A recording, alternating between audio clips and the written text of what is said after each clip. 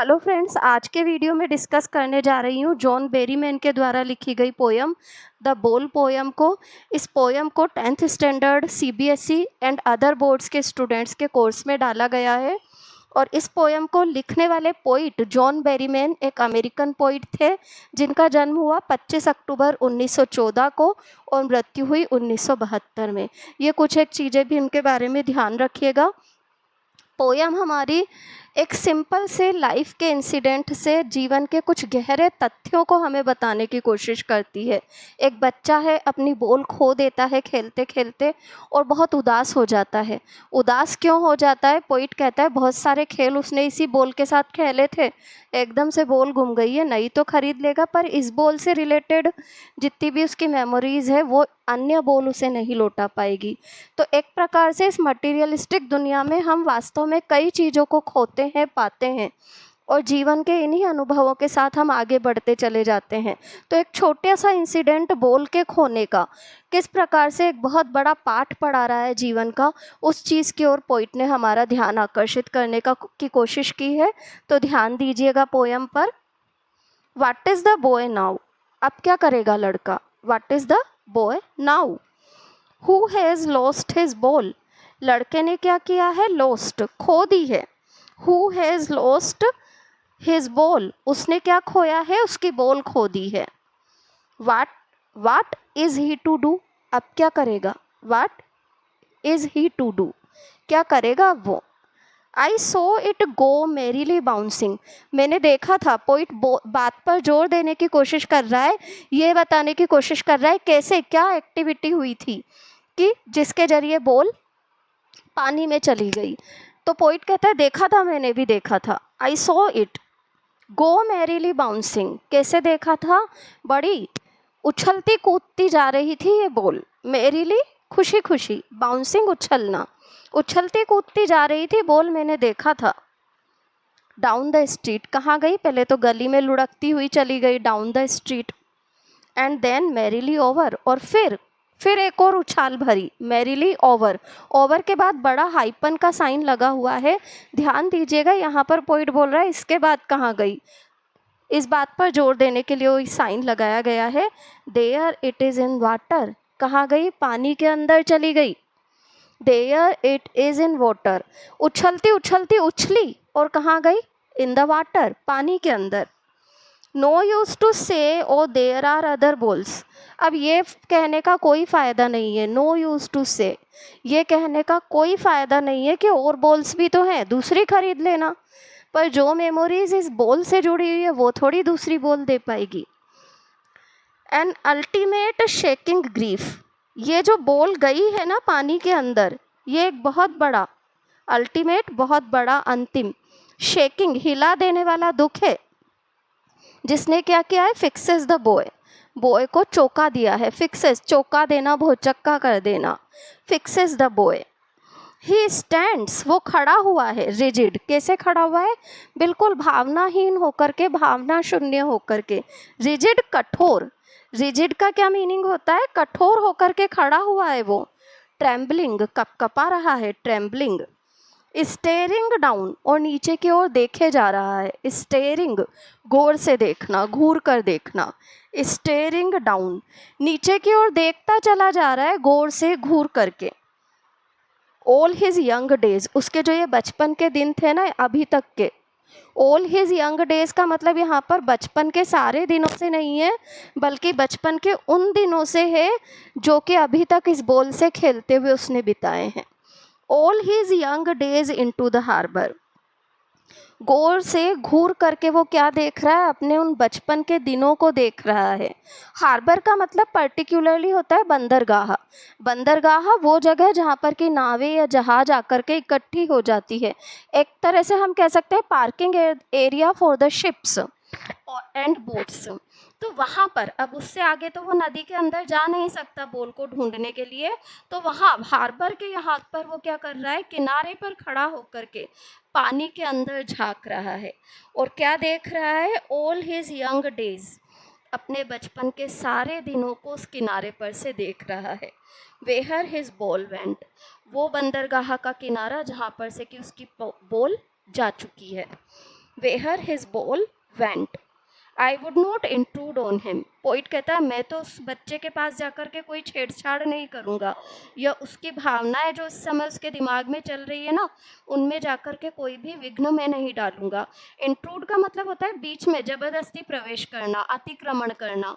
यहाँ पर है कि अब वो उसका मूड खराब है तो मैं जाकर के उससे कोई छेड़छाड़ नहीं करूँगा, कोई बात नहीं करूँगा, क्योंकि अभी उसे उसके हाल पर ही छोड़ देना बेटर है। तो बोलता है I would not intrude on him, मैं इस बच्चे को जाकर के कुछ भी नहीं कहूँगा, कोई बातचीत भी नहीं करूँगा। अ डाइम, बस क्या होगा, एक सिक्का लगना। डाइम को यूएस लैंग्वेज में मुद्रा से है यहाँ पर। अ डाइम अनोदर बोल, एक डाइम लगेगा और क्या होगा, दूसरी बोल आ जाएगी। मैं जाकर के उससे ये बात नहीं कहूँगा, क्यों, इज वर्थलेस, क्योंकि बेकार है। नई बोल आ भी जाएगी तो भी बेकार है, वर्थलेस। नाउ, क्यों बेकार है, now he senses first responsibility, आज इस बोल को खोने के बाद उसने अपनी पहली जिम्मेदारी को समझा है।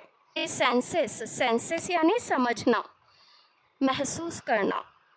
फर्स्ट रेस्पॉन्सिबिलिटी, इस दुनिया में अपनी पहली जिम्मेदारी को उसने समझा है।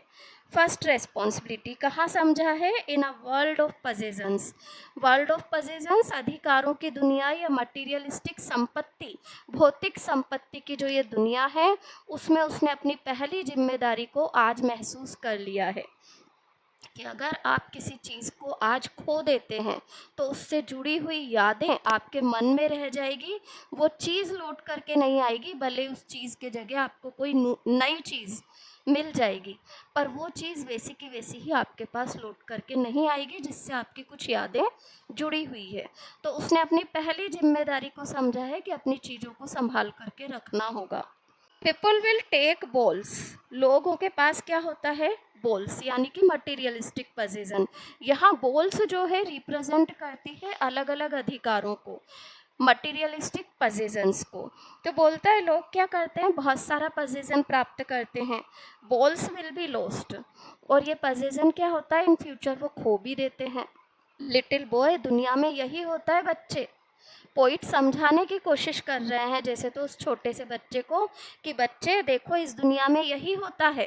क्या होता है, लोगों को पोजीशन मिलते हैं और फिर वो उन पोजीशंस को खो भी देते हैं।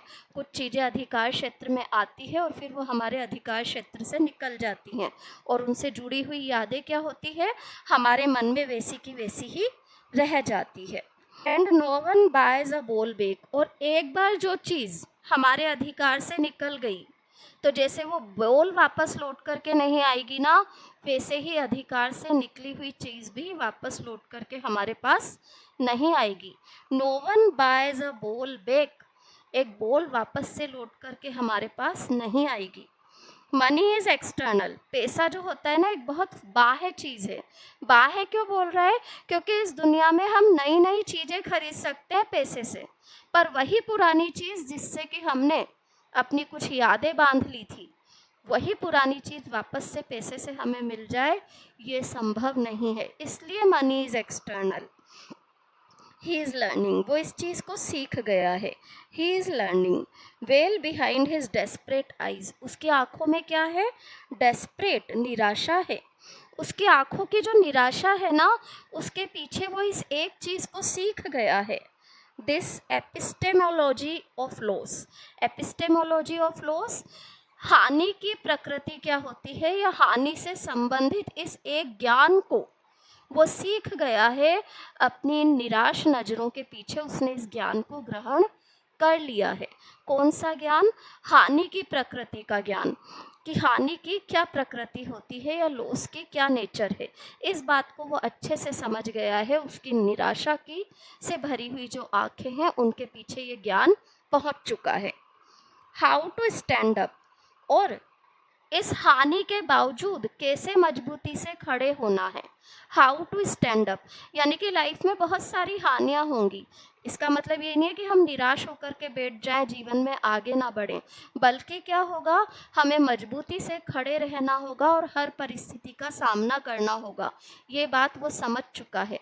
How to stand up, knowing what every man must know one day, और वो जान गया है जो कि हर मनुष्य को एक दिन जानना होगा, उस चीज को वो जान गया है।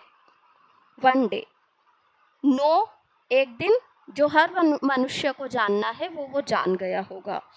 And most know many days, और कई दिनों के आते आते कई लोग सीख चुके होते हैं इस कला को, वो भी सीख जाएगा। हाउ टू स्टैंड अप, मनुष्य क्या सीख जाता है कि सामना कैसे करे, कैसे खड़ा हो विपरीत परिस्थितियों में, इन सबको एक मनुष्य जान जाता है, तो वो भी जान जाएगा एक दिन। यहाँ पर हमारी पोयम कंप्लीट होती है, और इस पोयम के अंदर पोइट ने बहुत ही खूबसूरती से जीवन के एक बहुत बड़े सिद्धांत को बताने की कोशिश की है कि जीवन में अगर कोई हानि हो जाती है तो हो सकता है कि थोड़ी देर के लिए हमें दुख हो, परंतु उस दुख के बावजूद हमें जीवन में आगे बढ़ना चाहिए। तो हमने नुकसान प्राप्त कर लिए हैं, उनका सामना करने की भी हमें कोशिश करनी चाहिए। इसके बाद पोयम के क्वेश्चन आंसर्स को भी डिस्कस कर लेते हैं, देखिएगा। फर्स्ट क्वेश्चन है, why does the poet say, poet क्यों कहता है I would not intrude on him, कि मैं उसके पास जाकर के इंट्रूड नहीं करूँगा। Why doesn't he offer him money to another ball, poet कहता है अभी वो भावुक रूप से बहुत टूटा हुआ है, उसका मन बहुत दुखी है, तो ऐसे में उसकी जितनी भी पुरानी यादें उस बोल से रिलेटेड उसके दिमाग में घूम रही है, अच्छा ये है कि उसे उन यादों के साथ अकेला छोड़ दिया जाए। इसलिए पोइट कहता है कि मैं उसको जाकर के इंट्रूड नहीं करूँगा, उसे उसकी उन यादों के साथ अकेला छोड़ दूँगा, यही ज़्यादा बेटर पोइट को लगता है। Why doesn't he offer him money to buy another ball, poet क्यों उसे दूसरी बॉल खरीदने के लिए पैसा ऑफर नहीं करता, तो उसका रीज़न भी यही है कि पैसे से वो दूसरी बॉल तो ले आएगा, बट वो बॉल जो कि पानी के अंदर चली गई है, उस बॉल से रिलेटेड यादों को वो पैसे से खरीद कर वापस कभी नहीं ला पाएगा। तो इस समय तो यही अच्छा है कि लड़के को उसके हाल पर छोड़ दिया जाए। सेकंड क्वेश्चन है, steering down all his young days into the harbor where his ball went. Do you think the boy has had the ball for a long time? इस लाइन को पढ़ करके पोइट हमसे क्वेश्चन करते हैं, question पूछा जा रहा है। क्या क्वेश्चन है कि क्या लड़के के पास बॉल काफ़ी समय से थी?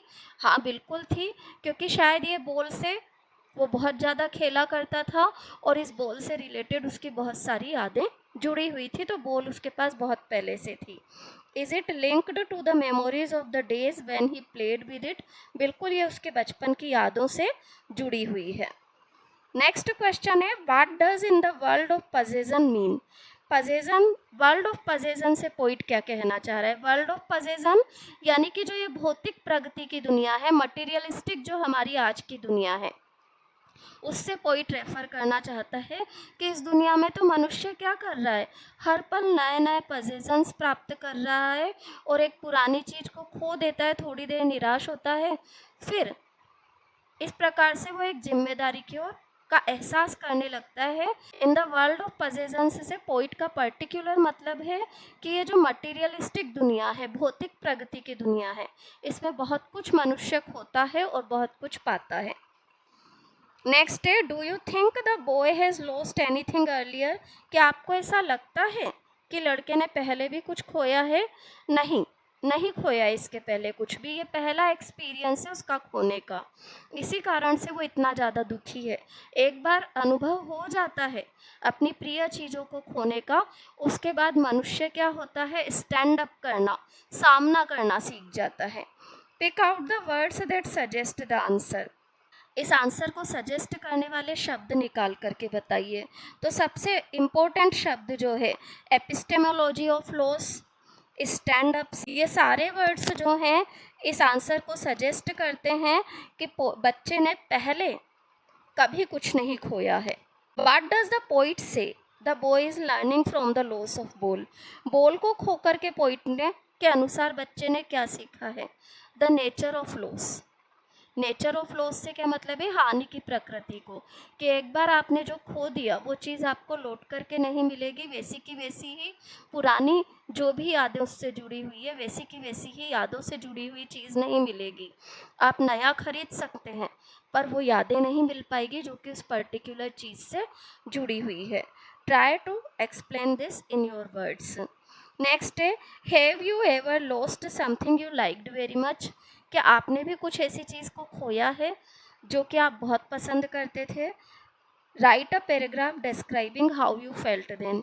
एक पैराग्राफ लिखिए जिसमें कि आपको कैसा लगा था तब, इस बात को बताइए। Saying whether and how you got over your loss, और कैसे आपने अपने उस हानि या दुख के भाव पर कंट्रोल किया।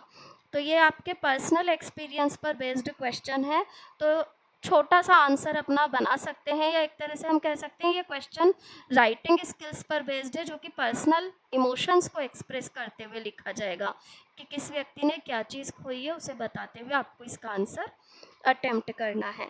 पोएम का मेरा एक्सप्लेनेशन अच्छा लगा हो तो वीडियो को लाइक, सब्सक्राइब और शेयर ज़रूर करें। Thank you everyone.